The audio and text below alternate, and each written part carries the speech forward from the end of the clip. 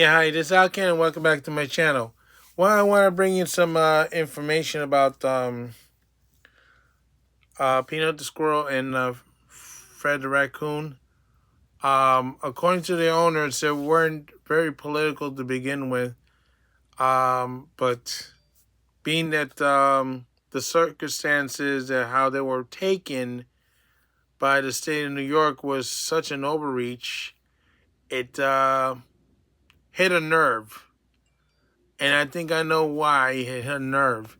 You gotta remember there was overreach in this decade, from the lockdowns in the city, the mask mandate, the vaccine mandate, and and while they were having people who protesting these lockdowns were being denied the right to protest, you had people for BLM were protesting all over the place without any restrictions whatsoever, and without um, following the mask mandate or the 6 feet rule mandate or the other stuff.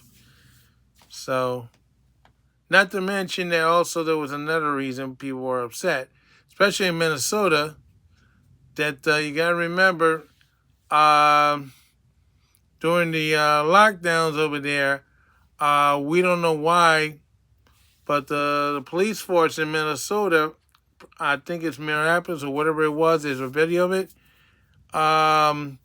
They were forcing people off their porches into the home with paintballs. They were trying to enforce the lockdown, saying if you were outside, they would try to make you go back inside. And Tim Walz allowed people the police to use paintball on people. So that didn't go very well, did it? Because it would explain why people in Minneapolis were upset about what happened with George Floyd, mainly because there's a connection between the paintball incidents and George Floyd. So that's something to be looking into. But like I said, the parents of Peanut and Fred were not very political to begin with. We have to see what happens. Well, of course, my concern is, are they going to be able to keep Peanut Freedom Farm going at their the main family member that produced a lot of the income is now gone. And that's another reason why we don't like what the government did. You know, they when they did the lockdowns, they destroyed a lot of businesses, and a lot of businesses never came back. I mean, like in Inglewood, there was a men's store that I liked really, really much. After the lockdowns, they went out of business. They couldn't deal with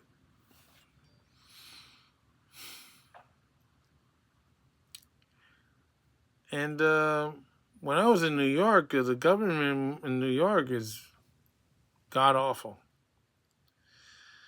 I see what they did to us in the transit strike and some other stuff. As you can see also, because of the migrant situation, they care more about the migrants than they care about the regular folks. You have a rat population out of control in New York City, but yet they thought it was more important to go after a squirrel and a raccoon all the way to the other side of New York, near the Pennsylvania border, where they don't have a huge rat problem.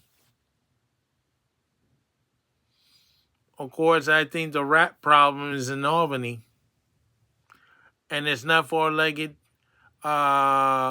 creatures with a tail. They walk with 2 legs. There's a lot of rats there.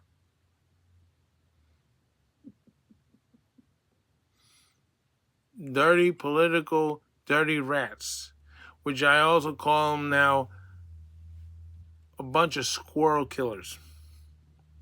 and they should be embarrassed. They should be ashamed of themselves. I mean, even the governor, I think she is one hell of a crazed, unhinged squad killer. I mean, if you've seen how she reacts to the Trump and his supporters, she comes up with the craziest things. But you notice, as soon as an incident occurred with Fred and Peanut, she stood quiet until after Trump's election. Then she finally shows up with the Attorney General, Letitia James. But nobody asked about the squirrel incident. They were worried about Donald Trump. What Trump is going to do to you? Absolutely nothing. He said try to get rid of the migrants out of New York City. Tried to save you some money, but you don't want to do that. No. You want to just keep screwing the people in New York over and over again. And for all these other people, these other governors who want to say they're illegal migrants, I would suggest don't try it, because Letitia James already got a warning, and I can't repeat what the person said to her. So be wary, because Trump will be coming after you illegally any way he can. So this is Alcan saying so long for now, and don't forget your stop.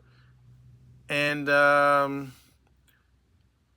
sorry again to Peanut and Fred. You didn't deserve this. But then there was a lot of people before you and pets before you that didn't deserve what happened to them either by the hands of our government. Overreach for no good reason. You can't let them keep overreaching. Take care.